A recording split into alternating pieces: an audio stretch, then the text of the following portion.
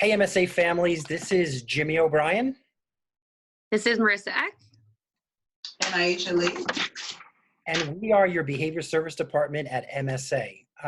In an effort to help all the families and our kiddos, we've created a weekly newsletter known as the Behavioral Beacon. So what do we mean by beacon? Why did we choose that? So here's a really good definition of what a beacon means. So beacon is an intentionally conspicuous, that thing, something that stands out, device designed to attract attention to a specific location. So the purpose of these newsletters is to kind of give you guys a focal point during this chaotic time. So during this sea of uncomfortability, of not knowing things, of emotions, we're hoping that these weekly newsletters can kind of pinpoint for you guys some important things to keep you guys afloat. And I hope as we evolve with this, we're able to get more feedback from you guys and tailor it specifically to your needs. So in our first inaugural newsletter, what we're trying to provide for you guys are just some general, overall, proactive and some reactive strategies to keep you guys afloat. We're fortunate enough right now to go to a lot of the Zoom meetings, and we're hearing a lot of parental feedback. So the weekly newsletters might switch based upon the need. So again, so in an effort for us to provide some distant learning with you guys, we're going to navigate a little bit what's in this newsletter and elaborate on some of the points. We want to make this as consumable to you guys as possible. We know you're getting a lot of readings. We know you're getting a lot of information. So any newsletter, we're going to try to follow it up with one of us speaking about some of these points. So what we are planning to do is to hand out these newsletters. Myself and Marissa, because we're both board certified, we also have Google Voice numbers, which is attached at the bottom. We sent out an email for that, and we'll go over those numbers again anytime during school hours, 8:30 to 2:30. By all means, we are willing to talk to you over the phone, although we would much prefer these kind of Zoom types of meetings, which will work in conjunction with some of your teachers and therapists. In addition, we're going to try to provide some more videos about some of the issues you guys might have. One of them that we're talking about is maybe token systems. Again, as we get more information, we will try to put together these small little videos that are consumable for you. So what I really want to say is, as you go through this process, think of the analogy of putting your mask on first. We know right now it's a lot. This is a very difficult time, and you guys are juggling so much stuff. So we're hoping that these newsletters will specifically get you guys to put your mask on first. Above everything else, parental safety, parental sanity, stability is important, because the stuff that we're going to be suggesting and recommending will all be about your behavior and not your kiddos' behaviors. Our kids are going to be fine. They're doing exactly what they need to be doing. So everything that we're going to be discussing will be more so about things that you guys can do to change your behavior, to change some of our kiddos. So I'm going to give it off now to Marissa, and she's going to talk about some preventative or proactive strategies. Again, this is not an exhaustive list, but just some of the things that we've kind of have been hearing, observing, that might get you guys to a starting point. Cheers, Marissa. Hi, everyone. So here we go. We're going to talk about some preventative and proactive strategies. So what that means is some things that you can do every day just to kind of make your life a little easier. So the first thing that we put on our list is to create predictability. It's super important for a vast majority of our kids, if not all, to be on some sort of a schedule. And to do so in a potential workspace. We're not expecting you guys to create a classroom, but it would be helpful to maybe create something that they know, a space that they know to go to every day, and that you mean business, and that business is, we're going to try to do some schoolwork today. And it's also going to be super important to embed some sort of routines in your day, whether that's waking up the same time every day, sitting down in that workspace every day, having breakfast at the same time. We as humans need predictability to get through the day, and so do our kids. The second one is offer choices whenever feasible. You know, the expectation is right now for you to be running a classroom. So it's okay to make the day look really fun and offer choices whenever you can, just to see what your kids are into.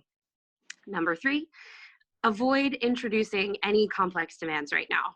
not the time to be a hero and to try anything new or complex right now.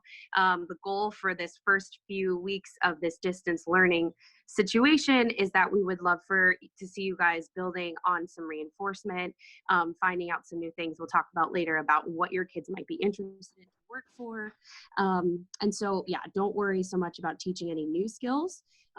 Let's focus on that later on. And I just want to jump in there. We had a parent meeting earlier, and one of the teachers were saying is slow and steady wins the race. We're going to talk about morphing kind of tasks in.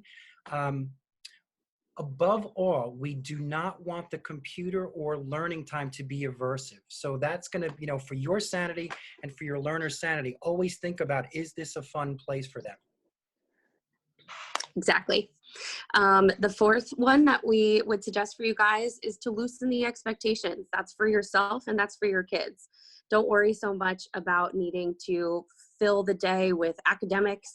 Don't feel like you need to be a teacher. Don't feel like you need to be a therapist. Just take a step back and loosen that expectation. No one is expecting that of you, and we want you guys to be easier on yourselves through the situation, which brings us to number 5. Don't be so hard on yourself. A lot of phrases like mom guilt and dad guilt and parent guilt are being thrown around on the news, on the social media platforms amongst our families. Please try not to feel that way. Who am I to say how you're supposed to feel, but because this situation is really complex, but you're doing the best you can do. We're here to guide you through the school day as best we can. That's our job. So try not to be so hard on yourself while you're figuring all of this out. Number 6. Create a mixture of fun activities and instructions and activities into the routine. We'll talk more about that in some future letters and some future how-to videos, but it's going to be really important for you guys to not worry so much about sitting and doing reading, math, and, a science activity all in a row. Feel free to mix it up, do a fun activity, come back to the table, go do something else like a daily living skill, go practice cooking, whatever it is that you guys are trying to do to fill your day, that's okay. And number 7 is rotate foods, toys, and activities throughout the day.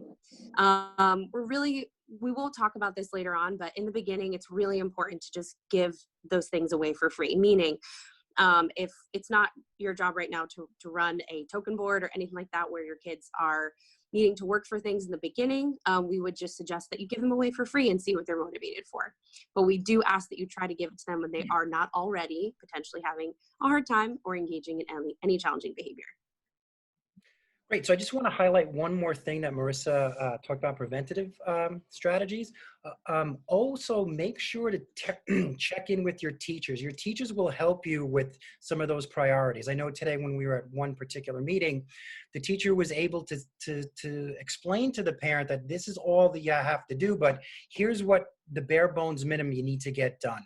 Okay. Again, we're going to be doing this in sprints and not a long marathon currently right now. So make sure you always check in with your teachers and your therapist, the social workers, and they can give you maybe some a little bit more finer grained pinpoints so it doesn't seem so overwhelming and it can be more consumable for you and your learners.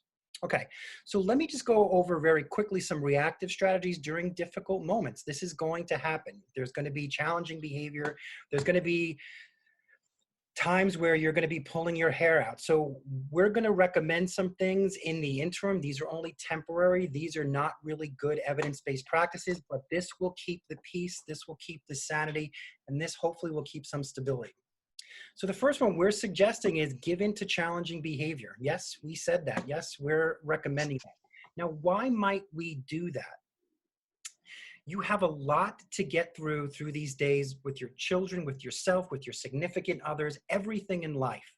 What we would suggest for you guys to do is, if challenging behavior is going to occur and you don't have the time, the effort, the psychological capacity, the emotional stability, it's better to give in early and right away. What you don't want to do is try to work on something and go through a tantrum and you're going at it and it gets really intense or it goes on for a long period of time and finally you give up.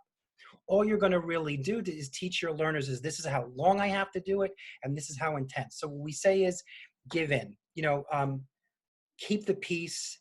Tomorrow is another day.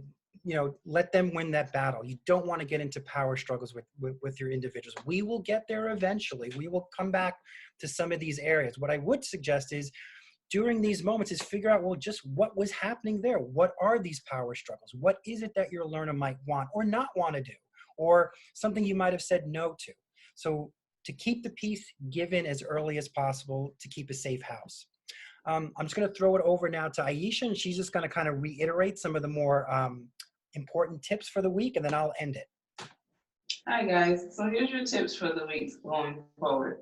Tip number 1, always be kind as well as take care of yourself before you take care of others. It's very important that we focus on our own health before we can take care of others that we're responsible for. Tip number 2, sorry guys. Tip number 2, keep expectations low.